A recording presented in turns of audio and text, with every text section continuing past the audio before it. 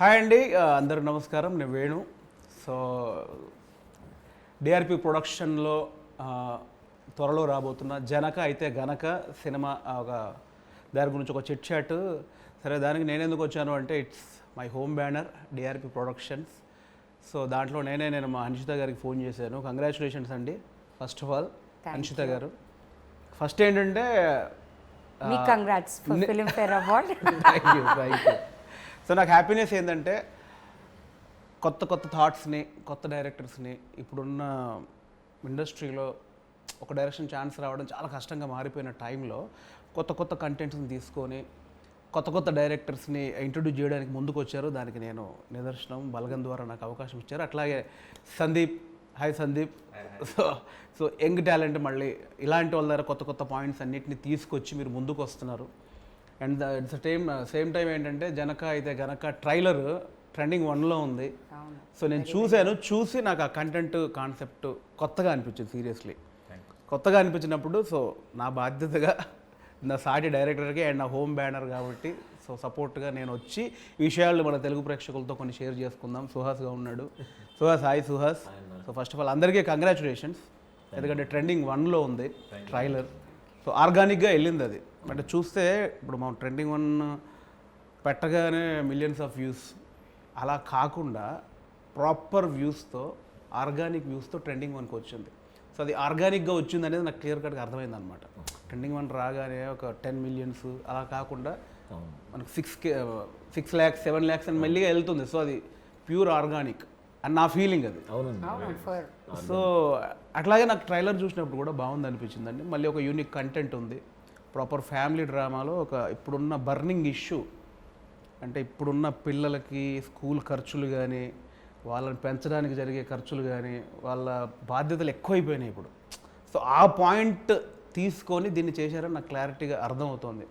And ఒక genuine father నా పుట్టబోయే పిల్లలకి మంచి లైఫ్ ఇవ్వాలి, మంచి ఫ్యూచర్ ఇవ్వాలి. అది ఇవ్వనప్పుడు నేను కనేందుకు అనేది సో ఆ పిల్లలకి ఎలాంటి భవిష్యత్తుని ఇవ్వాలి, ఇప్పుడు నేను ఇవ్వగలనా లేదా, నా లైఫ్ ఇలా ఉంది అని ఆలోచించే తండ్రి కథ అని నాకు అనిపిస్తుంది. అదే నా బ్రో ఎక్కువ డీటెయిల్ ఇచ్చాను.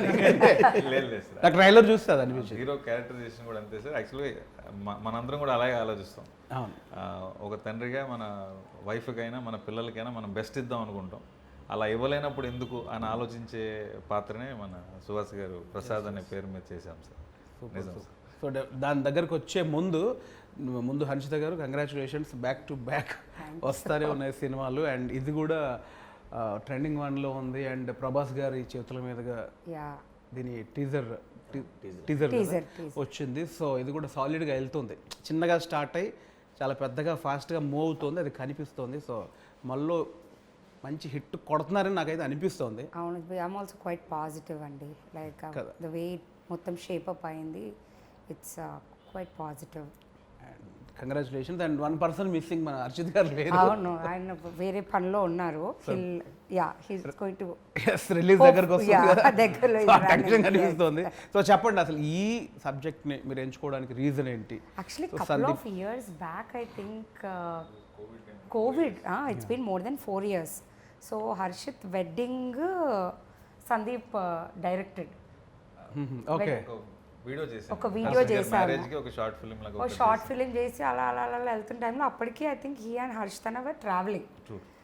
సో ఆ వీడియో టైంలో ఇస్ లైక్ లేదు హర్ష్, ఐ థింక్ నువ్వు కూడా ఒకసారి వినాలి అన్నప్పుడు మేమందరం కజిన్స్ కలిపి విన్నాము story.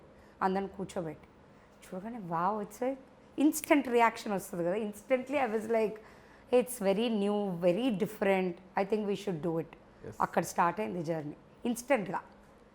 What ever he developed అది చూడగానే దాని తర్వాత అక్కడ నుంచి జర్నీ స్టార్ట్ అయింది. వెళ్తూ ఉన్నాం ఇవాళ ఇక్కడ ల్యాండ్ అయ్యాం. ట్రెండింగ్ 1లో ఉన్నాం.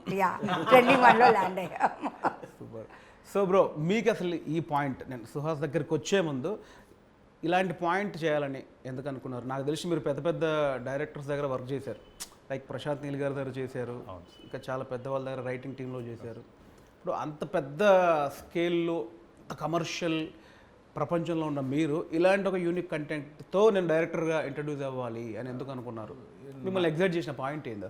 రైటింగ్గా ఏ కథకైనా ఫిట్ అవుతాను అనిపించింది సార్. బట్ డైరెక్షన్ చేయాలంటే నా జానర్ ఆఫ్ సినిమా కథలు ఇవే అనిపించినాయండి. నేను మిడిల్ క్లాస్ కుటుంబం నుంచి వచ్చినవాడిని, మా నాన్న రైల్వే ఎంప్లాయీ. సో నేను చూసిన లైఫ్లో నాకు చాలా చాలా గ్రౌండెడ్ ఎమోషన్స్ ఉంటాయి అనిపించింది. సో నా కథలన్నీ ఇలాగే ఉంటాయి సార్. నాకు అంత పెద్ద సినిమాలు చేయడం రాదు, ఆనెస్ట్ ఫ్యాక్ట్. ప్రశాంత్ సార్తో కూడా చాలాసార్లు అన్నాను, సార్ మీరు ఆల్రెడీ మీరు కేజీఎఫ్ సలార్లు మీరు ఉన్నారు, మాలాంటి వాళ్ళకి ఛాన్సే లేదు అని అనిపించింది సార్. నేను రాజుగారి సంస్థలో ఆల్మోస్ట్ 7 సంవత్సరాలుగా ఉన్నానండి. వేరే ఫిల్మ్ కోసమని వచ్చాము. తర్వాత కోవిడ్ ముందు వేరే స్టోరీ లైన్ ఒకటి చెప్పాను, రాజుగారు చేద్దాం అన్నారు. కోవిడ్ తర్వాత మళ్ళీ ఇది ఎప్పుడో ఒక 8-9 ఇయర్స్ బ్యాక్ ఉన్న ఐడియా. అంటే ఇట్లాంటి ఐడియా రాజుగారు ఓకే చేస్తారా లేదా అనే ఒక ఫీలింగ్ ఉంది. But Covid changed a lot of things. OTT అవన్నీ రావటం, కొత్త కాన్సెప్ట్స్ని కూడా పబ్లిక్ చూస్తారు అనే ఫీలింగ్. రాజుగారు వినంగానే ఇక్కడే ఇదే రూమ్లో చెప్పాను, 2 మినిట్స్లో ఓకే చేశారు. షాక్ అసలు. తర్వాత మేడంకి, మన హర్షిత్ గారికి చెప్పాను. సో యునానిమస్గా అందరూ వెరీ పాజిటివ్ రెస్పాన్స్ ఇచ్చి స్టార్ట్ చేశారు. Definitely burning point. 3 మీటింగ్స్ అనేటివి లేవు ఈ స్టోరీకి. ఎవరికి చెప్పినా ఇన్స్టెంట్గా అరే భలే కొత్తగా ఉంది. So instant feeling was that. Actually burning point అది. యాక్చువల్గా ఉన్న దాంట్లో బర్నింగ్ పాయింట్ అది. అందరికీ రిలేటబుల్ అయ్యే కథ అండ్ సమస్య కూడా అదే. సో డార్లింగ్ చెప్పు Suhas, first of all congratulations darling. Thanks అన్న. సో నాకు సుహాసం చూస్తే ఏంటంటే మా ఫ్యామిలీ, మా కామెడీ ఫ్యామిలీ కదా, దాంట్లోంచి స్టెప్ బై స్టెప్ తను కష్టపడుతూ వస్తున్నాడు డార్లింగ్. కంగ్రాచులేషన్. థ్యాంక్స్ అన్న. ఇంకా చాలా ముందుకు వెళ్ళాలి మనస్ఫూర్తిగా కోరుకుంటున్నాను. థ్యాంక్ యూ అన్న. సో ఇప్పుడు సుహాస్ సినిమాలంటే వచ్చే ఆడియన్కి ఒక ఇది ఉంది, మావాడు ఏదో కొత్త పాయింట్ చెప్తాడు. అంటే ప్రీవియస్ సినిమాలు కానీ ఇప్పుడు ఈ ఎంచుకున్న కథ కానీ మాకు కనిపిస్తుంది. ప్రతి దాంట్లో కొత్త పాయింట్ ఉంటే సుహాస్ సినిమాకి వెళ్ళాలంటే సంథింగ్ ఏదో పాయింట్ మీద మాట్లాడతాడు అనేది ఆడియన్కి ఒక క్లారిటీ ఉంది. సో దీంట్లో నేను ఎగ్జైట్ చేసిన పాయింట్ ఏంటి, అసలు ఎందుకు చేయాలనిపించింది కదా? చెప్పిన వెంటనే అదే ఆవిడ చెప్పినట్టు ఇన్స్టెంట్ రియాక్షన్ అన్న. ఆయన నరేషన్ చెప్పడం స్టార్ట్ చేసిన 10-15 మినిట్స్ నుంచి నేను నవ్వుతానే ఉన్నాను. నవ్వి ఎప్పుడు చేద్దాం అని ఇమీడియట్గా ఎగ్జైట్మెంట్ వచ్చేసింది అన్న. తొందరగా ఈ సినిమా చేసి ఏమేమైతే డిస్కస్ చేసాం ఈ సినిమాలో అవన్నీ తొందరగా ఆడియన్స్కి చూపించాలి అని అనిపించింది అన్న. అంటే ఆ మిడిల్ క్లాస్ ఎమోషన్ కానీ, ఫాదర్కి సన్కి మధ్యన ఉన్న రిలేషన్ కానీ, అండ్ వైఫ్ క్యారెక్టర్ నేను బాగా పర్సనల్గా బాగా కనెక్ట్ అయ్యాను. చాలా మంచి సీన్స్ ఉంటాయి నాకు వైఫ్కి, సంకీర్తన తనతో. అండ్ కోర్ట్ ఎపిసోడ్ చాలా హిలేరియస్గా ఉంటుంది అన్న. Rajendra Prasad sir court episode ఆ ఇష్యూ సీరియస్గా ఉండదు. అంటే దీనిలో ఒక ట్రైలర్లో నాకు అబ్జర్వ్ చేసిందంటే ఒక థింగ్ మీద, ఏదైతే కండోమ్ మీద కేసు వేయొచ్చు అనే ఒక పాయింట్ నాకు కనిపించింది. అదేనా? అవును సార్. దాని మీద డిస్కస్ జరుగుతుంది. అది సీరియస్గా ఉండబోతుందా, కామెడీగా ఉండబోతుందా? రిలవెంట్గా ఉంటుందని చెప్పచ్చు సార్. వెరీ హిలేరియస్గానే చెప్తూ ఈ ఇష్యూకు సంబంధించిన ఎన్ని ఎమోషన్స్ తగిలితే ప్రతి ఎమోషన్ టచ్ అవుతుందండి. ఫ్యామిలీ అందరూ కలిసి కూర్చొని చూడాల్సిన మూమెంట్స్ ఉంటాయి. అందరూ కలిసి నిజంగానే చూడాలి. మన పేరెంట్స్ జనరేషన్కి ఉన్న మైండ్ సెట్ ఏంటి, మనం ఉన్న మైండ్ సెట్ ఏంటి, నెక్స్ట్ జనరేషన్ కూడా ఖచ్చితంగా చూసి ఎంజాయ్ చేస్తారు అనుకుంటున్నాను. అవును, డెఫినెట్. అంటే నేను బాగా రిలేట్ ఎందుకంటే నాకు 2 పిల్లలు. మొన్న పాప నాకు ఇప్పటి నుంచే భయం వేస్తుంది. అంటే ఇప్పుడున్న ఈ స్కూల్స్, ఈ గోల, ఈ ఖర్చులు, ఈ మెడికల్ థింగ్స్, ఇవన్నిటిని చూసి ఏంటి అసలు ఇప్పుడు ఆ బయట ఉన్న పొల్యూషన్కి వీటన్నిటి నుంచి కాపాడి వీళ్ళకి బెస్ట్ లైఫ్ మా టైంలో ఏదో జరిగిపోయింది, ఇప్పుడు వీళ్ళకి ఎట్లా ఇవ్వగలం అనేది డెఫినెట్లీ ప్రతి ఇప్పుడున్న మిడిల్ క్లాస్ ఇంటి సమస్య అండి. మిడిల్ క్లాస్ ప్రతి ఇంటి సమస్య పిల్లలకి ఏంటి ఫ్యూచర్ని ఇవ్వాలని. సో ఇందులో ఇంకోటి ఏంటంటే ఇప్పుడు ఒక మంచి ఇష్యూ మీద వెళ్తోంది. చాలా మిడిల్ క్లాస్లో ఉండే ఒక బామ్మ, తండ్రి కొడుకులకు మధ్యలో ఉండే గొడవ, కొడుకుని వెనకేసుకొచ్చే తల్లి, ఆ చిన్న చిన్న ఇళ్ళల్లో మిడిల్ క్లాస్ హస్బెండ్ భార్యకు మధ్యలో ఉన్న రొమాన్స్, ఇవన్నీ ఎట్లా డిజైన్ చేశారు మీరు? అంటే మీకు లైఫ్ ఎక్స్పీరియన్స్లో ఉన్నాయా, లేక అంటే ప్యూర్గా కనిపిస్తుంది ఒక బామ్మ ఒక నాన్న వాళ్ళిద్దరి మధ్యలో టామ్ అండ్ జెర్రీ గొడవలు? మనం చూసినవే సార్. మనకి అందరికీ మనం అందరం కామన్. సమ్మర్ వెకేషన్కి అంటే నాయనమ్మ ఇంటికో అమ్మమ్మ ఇంటికి వెళ్ళేవాళ్ళం. అక్కడ అందరం కజిన్స్ కలిసేది, నాయనమ్మని ఆట పట్టించేది, బాబాయిల దగ్గర మామల దగ్గర దెబ్బలు తినేది.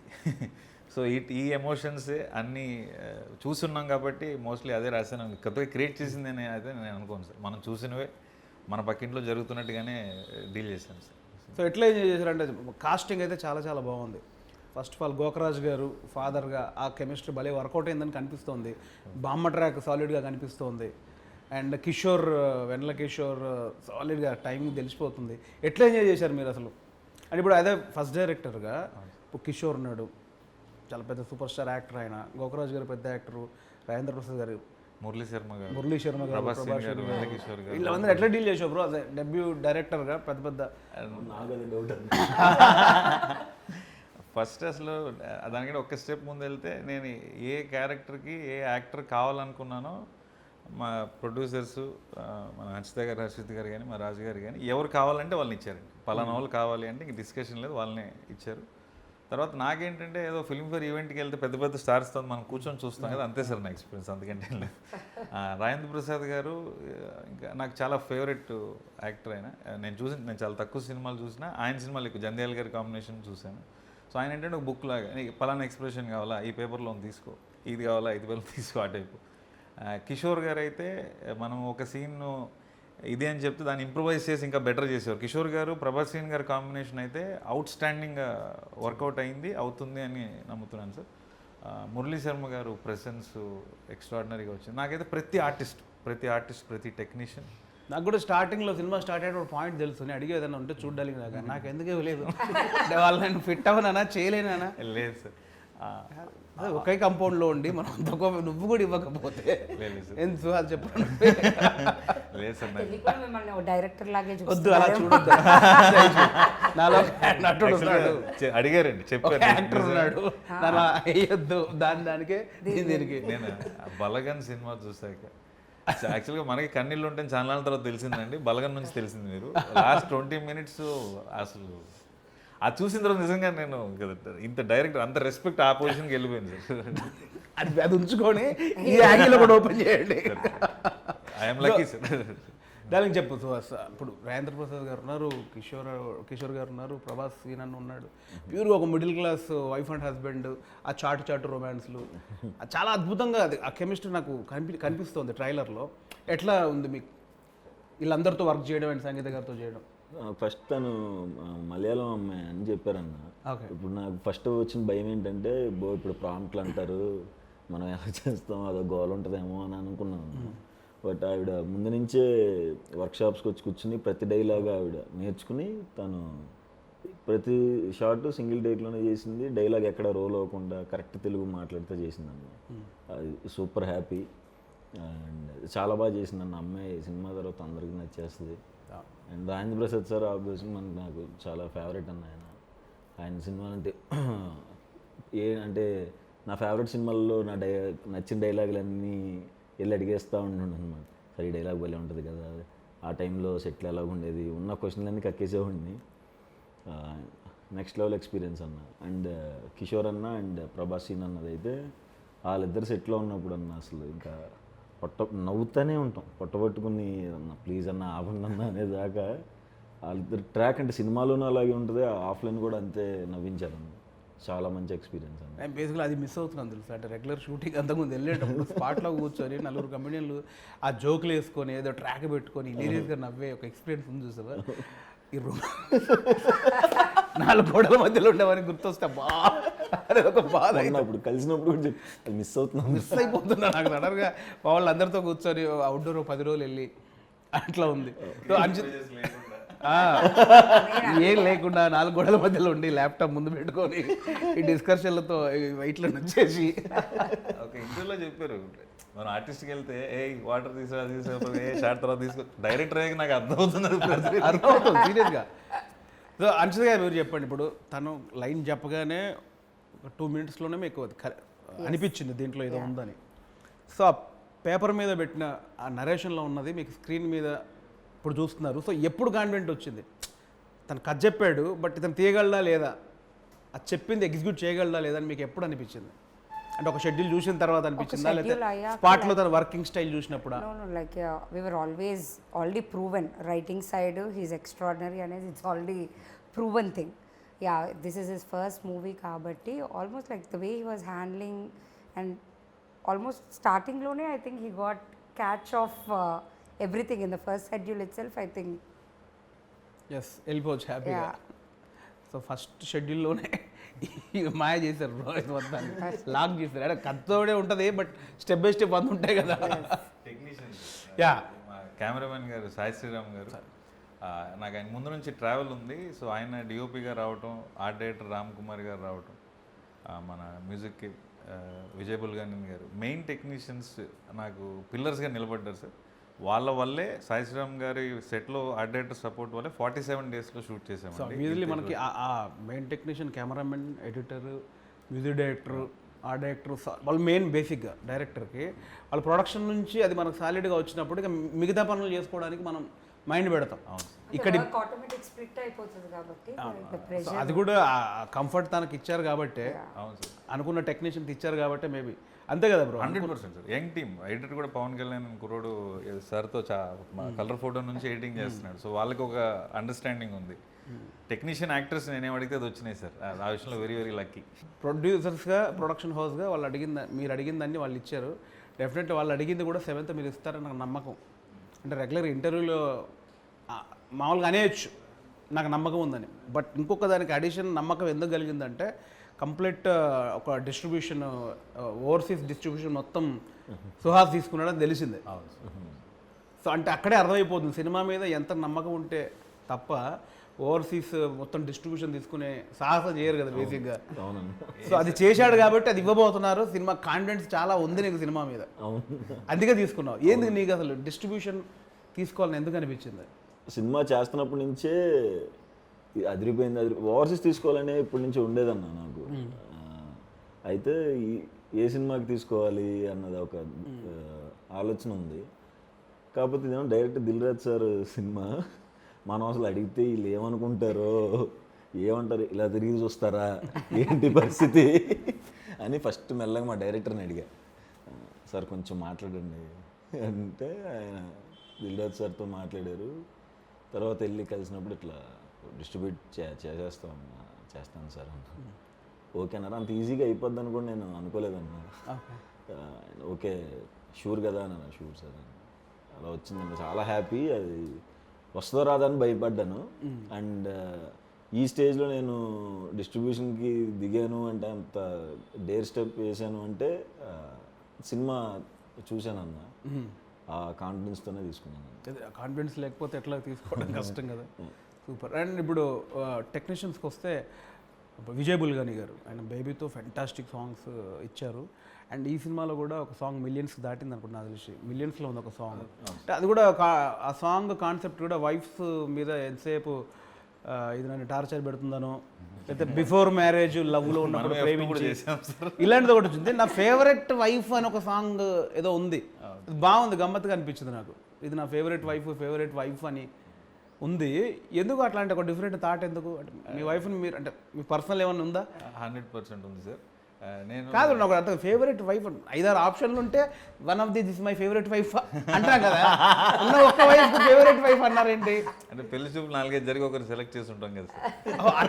ఆ యాంగిల్ వచ్చారా? లేదు నాకు ఇప్పుడు ఫేవరెట్ 4 ఛాన్సులు ఉంటే 1, 2, 3 థర్డ్ నా ఫేవరెట్ అందరికి ఉంటుంది. ఒకటే వైఫ్ కదా ఫేవరెట్ వైఫ్ ఎందుకు? అంటే 4-5 పెళ్లి కూతుర్లలో అలా ఏం లేదు సార్. ఎట్లా అసలు ఐడియా ఎట్లా వచ్చింది? ఒక చిన్న క్లారిటీ. నాకు నా వైఫ్ అంత సపోర్ట్ చేసింది సార్. నేను సాఫ్ట్వేర్ జాబ్ చేసి మానేసి సినిమాలకు వచ్చాను. సో న్యూస్ బీన్ ఆల్మోస్ట్ 10-12 ఏళ్ళు అవుతుంది ఈ స్టెప్ జరగక ముందు. సో మన ఆబ్వియస్గా అర్నింగ్ ఉండదు కదా రైటింగ్లో ఐడియల్గా ఉన్నప్పుడు. సో ఆ ట్రావెల్ అంతా కూడా కంప్లీట్గా బర్డన్ తన్ని తీసుకుంది సార్. సో అంత సపోర్ట్ చేయకపోతే ఆబ్వియస్గా నేను ఇక్కడ సినిమా చేయడానికి వచ్చి ఉండేవాడిని కాదేమో. అందుకని మామూలుగా మనం నా ఫేవరెట్ హీరో అంటాం, లేదా నా favourite heroine, favourite producer, director అంటాం కదా, అట్లా నా ఫేవరెట్ నా పెళ్ళామని కూడా మనం అలగలగాలి కదా అనేసి ఆ థాట్ మాట్లాడుతుంటే కేకే గారు, మన లిరిసిస్ట్ కృష్ణకాంత్ గారు, జెర్సీ, మన అమ్మాయి అవని రాజు, హాయ్ నాన్న, సలార్, సో మనకి సింగిల్ కార్డ్ సార్. ఆయన ఇమీడియట్గా ఇట్లాంటి కాన్సెప్ట్ డెఫినెట్గా బాగుంటుంది అనేసి ఇంకా మిగతాదంతా ఆయన రాసి పెట్టారు సార్. విజయ్ బుల్గాని గారికి ఫస్ట్ ట్యూన్ వచ్చి రాగానే హుక్ లైన్ మీదే వచ్చింది సార్ ఫస్ట్. ఇంక ఇమీడియట్గా ఫిక్స్ అలా థాట్ ప్రకారం మనకు ట్యూన్ కూడా సెట్ అవ్వాలి. అది విజయ్ గారు నాకు తెలిసి ఫెంటాస్టిక్ సాంగ్, చాలా చాలా బాగుంది. అది అంటే విన్నా కొద్దీ ఎక్కుతూ ఉంది ఆ సాంగ్. అట్లాగే యూట్యూబ్లో కూడా అట్లాగే పోతుంది, మిలియన్స్లో పోతుంది అది. అవును సార్. అంటే యూనిక్ సాంగ్, కొత్త కంటెంట్. సో బ్రో అంటే ఇప్పుడు ఇంకొకటి నాకు ఒక ఇంపార్టెంట్ పాయింట్, యాక్టర్స్ అందరూ వచ్చేసారు నాకు తెలిసి, అందరు యాక్టర్స్ ఉన్నారు. ఫస్ట్ మూవీకి అంత పెద్ద పెద్ద యాక్టర్స్తో వర్క్ చేసే అవకాశం వచ్చింది. అది నాకు స్క్రీన్ మీద కనిపిస్తుంది అదంతా. సో టీం అంతా కూడా ఎనర్జీగా కనిపిస్తుంది. సో నాకు ఒక పర్సనల్గా ఒక ఇష్యూ ఏంటంటే, ఇష్యూ కాదు, నాకు ఒక డౌట్ ఏంటంటే, ఇప్పుడు దీనిలోకి వచ్చాం కదా, అన్ని మనం చిన్న ప్రతిదీ డౌట్గానే కనిపిస్తోంది. దీన్ని ఎలా ఒప్పించాడు, ఎంత ధైర్యం ఉంటే చేశాడు, వాళ్ళు చెప్పినప్పుడు ఆ పాయింట్ వాళ్ళకి చెప్పినప్పుడు వాళ్ళు ఏమన్నారు, ఇవన్నీ వంద ఉంటాయి కదా. అట్లా మనకు నాకు తెలిసి మన ప్రేక్షకులకు కూడా ఒక డౌట్ ఉంది. ఇప్పుడు కండోమ్ అనే పాయింట్ మీద ఒక కేసు జరుగుతుంది, అంటే హీరో కండోమ్ మీద కేసు వేసినట్టుగా నాకు తెలుస్తుంది. అది ఏంటి అసలు ఆ సెటప్? అది అసలు ఒకవేళ వేస్తే అలాంటి థింగ్స్ మీద వేయొచ్చా, అసలు ఏం జరిగింది? వేయచ్చా అనే క్వశ్చన్ ఫస్ట్ ఆన్సర్ చేస్తే సార్, ఏ ప్రోడక్ట్ మీద అయినా మనము కన్జ్యూమర్ ఫోరం అని ఒకటి ఉంటుంది సార్. మనము కేసు ఫైల్ చేసి, అంటే వాళ్ళు ప్రామిస్ చేసిన విషయం జరగకపోతే, వాళ్ళు లెట్స్ ఏదో ఒక ప్రోడక్ట్ ఇలా వాడితే ఇది జరుగుతుంది అని చెప్పి అది జరగకపోతే, మనం సాటిస్ఫై కాకపోతే కన్జ్యూమర్ ఫోరంలో కేసు వేయచ్చు సార్. చాలా కేసులు జరిగాయి చాలా విషయాల్లో. ఇప్పుడు కాఫీ కప్లో కూడా టెంపరేచర్ ఇంత ఉంటుంది, స్కిన్ బర్న్ అవ్వచ్చు అని రాసింది ఒకనొక కేసు వల్ల. Okay okay. ఎక్కడో వేరే కంట్రీలో ఒక ఆవిడ కాఫీ తీసుకుని పెద్ద ఆవిడ కార్ రివర్స్ చేస్తూ కాలు మీద పడి స్కిన్ బర్న్ అయిపోయింది, ఆవిడ కేసు వేసారు. ఓకే. లా సూట్స్ అంటారు వేరే కంట్రీస్లో, అక్కడ ఇంకా ఎక్కువ కల్చర్ ఉంది మన దగ్గర కంటే.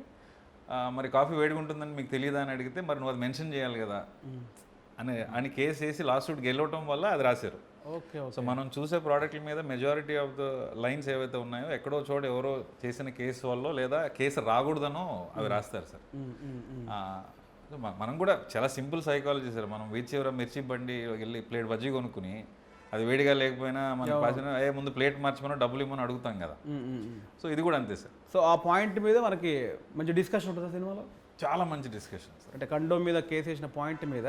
ఆల్మోస్ట్ సెకండ్ హాఫ్ అంతా అవును సార్, అవును సార్. యాక్చువల్గా కాండమ్ మీద కేసు అనేది మెయిన్ కాన్సెప్ట్ కాదు సార్. ఎందుకు వాడు కేసు దాకా వెళ్ళాడు, వాడుకున్న ఇష్యూ ఏంటి అనేది main cinema sir. Okay okay.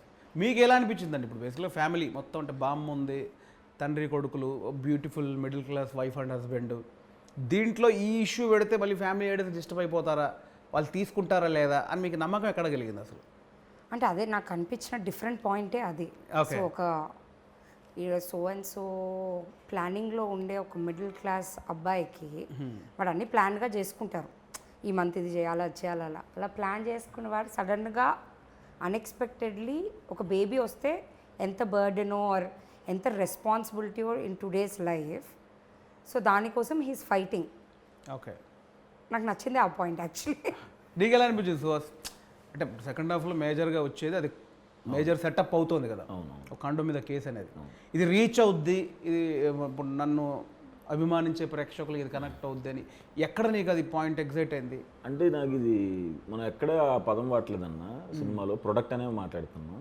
What ever it is, product చూపిస్తే అలా తెలిసిపోద్ది కదా. అదే అంటే ఆ పదం ఎక్కువసారి రాకుండా ప్రొడక్ట్ అని అనుకుంటా కొన్నిసార్లు వచ్చింది, కానీ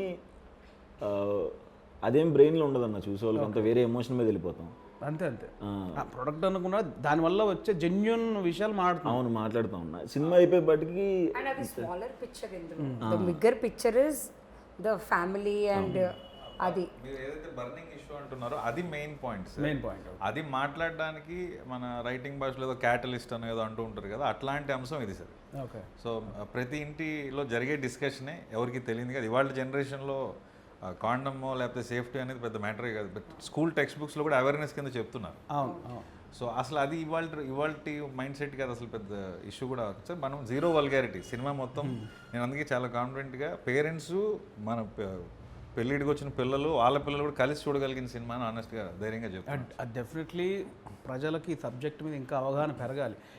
రీసెంట్లీ ఓ మై గాడ్ 2లో కూడా అవును సార్, రైట్. సెక్స్ ఎడ్యుకేషన్ అనేది పిల్లలకి ఒక చిన్న స్థాయి నుంచే చెప్తే వాళ్ళకు క్లారిటీ ఉంటుంది. చాలా ఇంపార్టెంట్ ఇష్యూ అది. అంటే ఆ ప్రోడక్ట్ని ఏదో ఇంకో రకంగా అనుకుంటున్నారు, అది ఇప్పుడున్న జనరేషన్కి మనకి దాన్ని ఏమంటారు, ఆ ఎడ్యుకేషన్లో ఒక భాగం అవ్వాలి. దాని గురించి అందరికి తెలిస్తేనే కదా. నాకు ఒక చిన్న సోషల్ ఒక బాధ్యత, సామాజిక బాధ్యత కూడా ఇది. 100%. నాకు అట్లా అనిపిస్తుంది బేసికలీ. అంటే మనకి నానమ్మల కాలం నుంచి అదేంటి చిచి అని అంటారు, ఆ చిచి కాదు ఇది ఇప్పుడున్న సొసైటీకి అది తెలియవలసిన విషయం. అయిపోయింది స్కూల్స్ దగ్గర నుంచి 3-4 years దగ్గర నుంచి like the awareness coming and మనం కూడా everybody possible we have to do our part చేయాలి. సో అది నాకు తెలిసి మంచి పాయింట్. నాకు అది పర్సనల్గా ఆ పాయింట్ చాలా మంచిదని నేను దాని గురించి అడిగాను బేసిక్గా. ఆ డీటెయిల్ ఆడియన్స్ కూడా తెలియాలని, నా పర్సనల్గా అది అవేర్నెస్ రావాలి అందరికీ. నిజం, very very honestly very good question. అది నిజం కూడా సార్. మనం కూడా అవేర్నెస్ అనే డైమెన్షన్తో పాటు we're actually discussing even bigger thing. అంతకంటే పెద్ద సమస్య మనదైతే పిల్లలు ఇవాళ రోజున ఉన్న ఖర్చులు కానీ పెంచాలనుకుంటే వచ్చే భయాలు కానీ అది కూడా డిస్కస్ చేస్తున్నాము. మన ఇంట్లో మనం ఎలా మాట్లాడుకుంటామో ఒక నాన్న కొడుకు అమ్మ కూతురు లాగా మాట్లాడుకున్నట్టే ఉంటుంది సార్ సినిమా అంతా కూడా. ఆ ముందు ఫస్ట్ ఆఫ్ ఆల్ మన బ్యానరే ఫ్యామిలీ బ్యానర్. డెఫినెట్లీ ముందు సినిమా ఎక్కదు. ఇప్పుడు దిల్రాజు గారి సినిమా అంటే ఫ్యామిలీ సినిమాలకి ఒక బ్రాండ్ అది. అండ్ డిఆర్పి కూడా స్టార్ట్ అయింది. ఇప్పుడు మన ఫస్ట్ సినిమా బలగం మన దాంట్లో వచ్చింది, అది ఫ్యామిలీ. ఇది కూడా ఫ్యామిలీకి అవేర్నెస్తో పాటు మళ్ళీ ఆ కుటుంబ వాళ్ళ రిలేషన్స్, తండ్రి కొడుకుల రిలేషన్ కానీ, వైఫ్ అండ్ హస్బెండ్, బామ్మ, అవన్నీ ప్యూర్గా మళ్ళీ ప్యూర్ ఫ్యామిలీ సినిమా కనిపిస్తుంది. కొద్దిగా మీరు సెట్ చేసిన ప్రెషర్ అని చెప్పాలి. వీళ్ళిద్దరు కలిసి మనకి సెట్ చేసింది. ఇది బ్యానర్ ఫస్ట్ సినిమా బలగం చేశారండి. Out standing response. మనమే కానీ లేట్ సంగతి. నెక్స్ట్ మన సినిమా వస్తుంటే ఎలాంటి సినిమా రావాలి, మళ్ళీ మంచి సినిమా చేయలేదు సెట్ చేసి అనుభవిస్తున్నాను. అదంతా ఇక్కడ ఉండి అది అనుభవిస్తున్నా. ఇంత వైట్ ఉండేది కాదు బ్రో. చూడు ఇది వచ్చేసింది. మా అన్నయ్యకి విగ్ ఉంటుంది, విగ్ లా ఉంటుంది. ఆయన 55 ఏళ్ళు. నాకు పోయింది, సగం విగ్ పోయింది. చిన్న ప్లాట్ ఓపెన్ అయింది, చిన్నది 50 యాడ్స్. ఆ ప్రెషర్ ఉంది, లేదు మాకు సార్. అంత మంచి సినిమా ఫస్ట్ బ్యానర్ నుంచి వచ్చాక అది ఎంత రెస్పాన్సిబిలిటీ యాడ్ చేస్తుంది. ముందు రాజు గారు అంటేనే ఒక brand. Next DRP banner, young producers, next gen producers కొత్త ఐడియాస్ తీసుకొని వస్తున్నారు. ఇంకొక 10 మంది డైరెక్టర్లు ధైర్యంగా వచ్చి మేము ఇక చెప్పచ్చు అనే సంస్థలాగా నిలబడాలని నాకు నేను తీసుకున్న రెస్పాన్సిబిలిటీ కూడా అనిపించింది సార్. అందుకే వెరీ వెరీ ఆనెస్ట్ ఫిలిం అని నేను డెఫినెట్లీ ట్రూ బ్రదర్. యాక్చువల్లీ ఇప్పుడు నేను మీకు నిజంగా థ్యాంక్స్ చెప్పేది ఏంటంటే, డిఆర్పి బ్యానర్ ద్వారా ఒక 4 వచ్చాం ఇప్పటికీ. ఒక యంగ్ డైరెక్టర్స్, ఒక కొత్త పాయింట్. వాళ్ళని ఈ కొత్త పాయింట్లు తీసుకోవడానికి కూడా వెల్కమ్ చెప్పే పరిస్థితిలో లేనప్పుడు ఒక బ్యానర్, ఒక కొత్త పాయింట్ ఉంటే ఆ బ్యానర్ వెల్కమ్ ఉంది, కొత్త వాళ్ళకి అక్కడ అవకాశం ఇస్తున్నారు అనేది ప్రూవ్ అయింది. ఇప్పుడు నాతో అయింది, ఇప్పుడు సందీప్ గారి ద్వారా అయింది, ఇంకా 2 సినిమాలు మనకి వస్తున్నాయి, లవ్ మీ ద్వారా అయింది. సో చాలామంది యంగ్ డైరెక్టర్స్ మన బ్యానర్ నుంచి రావాలని మనస్ఫూర్తిగా కోరుకుంటున్నాను నేను. మీరు ఇంకా ఇలాంటి యంగ్ డైరెక్టర్స్ చాలామంది ఎంకరేజ్ చేయాలి. వాళ్ళందరికీ ఒక డిఆర్పి అలా అభయాస్తల్లా కనిపించాలి. మేము కూడా అదే వెయిటింగ్. ఇంకా చాలా కొత్త పాయింట్స్ వినాలి, ఇంకా కొత్తగా ఎక్సైట్ అవ్వాలి. సో సుహాస్ ఓవరాల్గా అంటే ఇప్పుడు సుహాస్ ఫ్యాన్స్ ఏం ఎక్స్పెక్ట్ చేసి రావచ్చు? జనక అయితే గనక, నాకు ఇంకోటి అనిపించింది, సారీ, ఇప్పుడు జనక అయితే గనక దాని గురించి మాట్లాడాలి ముందు. టైటిల్ నాకు ఫస్ట్ హర్షిత్ గారు చూపించినప్పుడే ముందు కన్ఫ్యూజ్ అయ్యారు 2 రోజులు. అంటే నాకు కొంచెం కథ తెలుసు కాబట్టి కథ క్యాప్ట్ బేసిక్గా నాకు పాయింట్ సెటప్ అంతా తెలుసు కాబట్టి జనక అయితే గనక నాకు తెలుసు. బట్ వినగానే కొంచెం జూలకటక చట్పట్లాగా ఉంది, అది విచిత్రంగా అనిపిస్తుంది. అంతే కదా, ఇప్పుడు ఉన్న జనరేషన్లో సింగిల్ వర్డ్స్ అన్నీ నడుస్తున్నాయి, సింగిల్ వర్డ్లు, ఇంగ్లీష్ వర్డ్లు. ఇలా జనక అయితే కనుక సంస్కృతం ఏంటిది, ఇది ఎక్కుద్దా లేదా అనే ఎట్లా టైటిల్ని మీరు అంటే కథ కరెక్ట్ నాకు తెలిసి ఇప్పుడున్న ట్రెండ్కు విరుద్ధంగా ప్యూర్ తెలుగులో ఇలా ఎందుకు పెట్టాలనిపించింది అసలు? ప్రాబబ్లీ ఇందాక చెప్పిన రాజేంద్ర ప్రసాద్ గారు, జంధ్యాల గారి సినిమాలు ఇన్ఫ్లుయెన్స్ అని చెప్పాలి సార్. చూసిన కొద్ది సినిమాలు ఆల్వేజ్ చూశాను సార్. సో జంధ్యాల గారు అంటే నాకు రైటింగ్ సైడ్ దేవుడి కింద లెక్క. సో మంచి తెలుగు టైటిల్ అంటే బాగుంటుంది అనుకుని చాలా ఆప్షన్స్ ఆలోచించాం సార్. ఎంతో కొంత ఇంగ్లీష్ వర్డ్ వస్తూనే ఉంది. ఇది ఎక్కడో ర్యాండమ్గా తగిలింది సార్. బట్ మీరు అన్నది నిజమే, చాలా మందికి అర్థం కాలేదు జనక అయితే కనుక అదేంటి అని. జనక అంటే జనక మహారాజా అని అడిగారు. యాక్చువల్గా దానికి ఆనందపడ్డా, అట్లీస్ట్ జనక మహారాజ్ తెలుసు మీకు. అదే టైటిల్ కొంచెం ఆగితే అర్థమవుతుంది. ముందు ఏ సినిమా జనక అయితే కనుక ఏంది జనక అయితే గనక కొంచెం ఆగితే క్లారిటీ ఉంది, కానీ చెప్పగానే అది అనిపించింది అసలు. నీకు ఎట్లా అనిపించింది ఫస్ట్ ఇది అనుకుంటాం అనగానే? నాకైతే హర్షిత్ గారు చెప్ప ఏంటండి అది అన్నాను నేను. ఏంటి ఆ ఎక్స్ప్రెషన్ ఏంటి ఇది జనక అయితే గనక అనుకున్నప్పుడు? ఇమీడియట్గా అది భలే ఉందా అనిపించింది అన్న. జనక అయితే కనుక రైమింగ్ బాగుంది, మంచి తెలుగు పేరు. నాకైతే అంటే స్టోరీ కవర్ చేస్తున్నాడు సార్, మీరు చెప్పండి. ఫస్ట్ నాకు అర్థం కాలేదు, సేమ్ ఇలా ఇది జెన్యూన్. నాకు ఫస్ట్ అర్థం కాలేదు ఏంటి, same pause, okay, then process, తర్వాత వింటా ఉంటే టైటిల్ నచ్చింది. స్టార్టింగ్లో immediately I was like I didn't understand అసలు దాని మీనింగ్ అర్థం కాలేదు. బట్ ఓవరాల్గా సినిమా చూసి బయటికి వచ్చిన ప్రేక్షకుడికి క్లారిటీ వస్తుంది ఏంటి జనక అయితే గనక అనేది. మా direction department reaction sir. First night ఏదో మెసేజ్ పెట్టా, ఇది అనుకుంటున్నాను టైటిల్ అంటే బాగుందన్నా అని పెట్టారు ఫస్ట్. తర్వాత నిజంగా బాగుందన్నా నాకు అక్కడ డౌట్ వచ్చింది, నిజంగా నొప్పిస్తారేమో అనేది ఎక్కుతుందా లేదో. బట్ మన హర్షిత గారు చెప్పినట్టు ఆనెస్ట్గా తెలుగు అంతగా అలవాటు లేని ఇవాళ జనరేషన్లో జనకైతే కనుక అర్థం అవ్వడం కష్టం. కానీ ఒక తండ్రి అయితే ఏంటి, తండ్రి అయితే కనుక అనేది యాక్చువల్ సెన్స్. బట్ సినిమా మీరు అన్నట్టు సినిమా చూస్తే ఆ టైటిల్ ఎందుకు పెట్టాము అని ఇంకా బెటర్గా సాటిస్ఫై అవుతారేమో అని అనిపిస్తుంది. అదే నాకు కూడా అదే ఫీలింగ్. బట్ వినగానే నాకు వచ్చింది అయితే అది డెఫినెట్ లేదు. నాకు క్లారిటీగా తెలుగు మీద వచ్చిన పట్టున్నా కూడా నేను ఒక్కసారి అదేనా. సో ఓవరాల్గా ముగ్గురు జనక అయితే గనక నుంచి ప్రేక్షకులు ఏం ఎక్స్పెక్ట్ చేసి రావచ్చు? ఇదేంటి అసలు ఫ్యామిలీ సినిమానా, లేకపోతే ఒక సోషల్ అవేర్నెస్కి సంబంధించిన సినిమానా, లేకపోతే యూత్ఫుల్ ఫన్ ఉండే సినిమానా? I think I can call it a package. Okay, super. Yeah, I think it's a package. Family, where message కొంచెం a bit of awareness, plus there's lot of comedy. That's what you can express from Suhas garu. I think it's a proper package, family entertainer. Suhas నువ్వేమంటావు? కంప్లీట్గా నవ్వుతారన్న. ఎట్లాంటి tensions ఉన్నా చక్కగా వచ్చి 2 గంటలు నవ్వుకుని మధ్యలో అలా కళ్ళు చెమర్చి కొంచెం ఇలా రిలీజ్ అయ్యి క్లాప్స్ కొట్టి మళ్ళీ నవ్వి థియేటర్ నుంచి బయటకు వెళ్తారు. Super bro. మీది అదే డైరెక్టర్గా వెరీ వెరీ హ్యాపీగా నన్నైతే ఫ్యామిలీ ఈవెంట్ అని అనుకోవచ్చు. మనం ఎలాగో పెళ్ళిళ్ళకి పేరెంట్లకి ఫ్యామిలీలు అందరం కలిసి వెళ్తామో అలా వెళ్ళే ఈవెంట్ అవుతుంది ఈ cinema.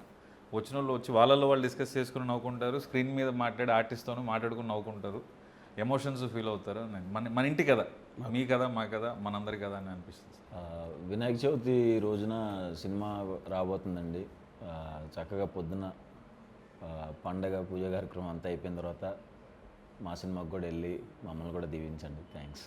September 7th Vinayaka Chavithi స్పెషల్గా మా దిల్ రాజు ప్రొడక్షన్ నుంచి మీకు ఒక ఫ్యామిలీ ప్యాకేజ్ రాబోతుంది. మార్నింగ్ అందరూ పూజలు ఫినిష్ చేసుకొని మార్నింగ్ షో నుంచి మా మూవీకి వెళ్ళి మా అందరినీ కూడా బ్లెస్ చేయండి. సో వినాయక చవితి సందర్భంగా September 7th మా జనకైతే కనుక సినిమా రిలీజ్ అవుతుంది. సో వినాయకుడి ఆశీస్సులు మన అందరి మీద ఉండాలని ఎలా కోరుకుంటామో ప్రేక్షకుల ఆశీస్సులు మా మీద ఉండాలని కోరుకుంటూ మీరు థియేటర్లోనే చూస్తారని ఆశిస్తూ అందరినీ వెల్కమ్ చెప్తున్నాను. ప్లీజ్ వాచ్ జనకైతే కనుక on September 7th in your nearest theatres. Thank you. So ఇదండి జనక అయితే గనక డిఆర్పి ప్రొడక్షన్ నుంచి నెక్స్ట్ మంత్ September 7th థియేటర్స్లోకి వస్తుంది. సో జనక అయితే కనుక కంప్లీట్ ఫ్యామిలీ ప్యాకేజ్ అంటున్నారు. సో ఫ్యామిలీ ప్యాకేజ్ ఇస్తారా లేదా? నాకైతే అంటే మా బ్యానర్ అని కాదు, నేను ఇంటర్వ్యూ చేయడానికి ముందుకు వచ్చానంటేనే నాకు దానిలో జెన్యున్గా ఒక పాయింట్ నచ్చింది. అవేర్నెస్ ఉంది, ప్యూర్ ఫ్యామిలీ డ్రామా ఉంది. సో నాకు నచ్చుతుంది అనిపిస్తుంది. సో డెఫినెట్లీ ప్రేక్షకులందరూ September 7th జనక అయితే కనుక థియేటర్లోకి వచ్చి చూసి కొత్త టీంని ఎంకరేజ్ చేస్తారని మనస్ఫూర్తిగా కోరుకుంటున్నాను. Thank you so much.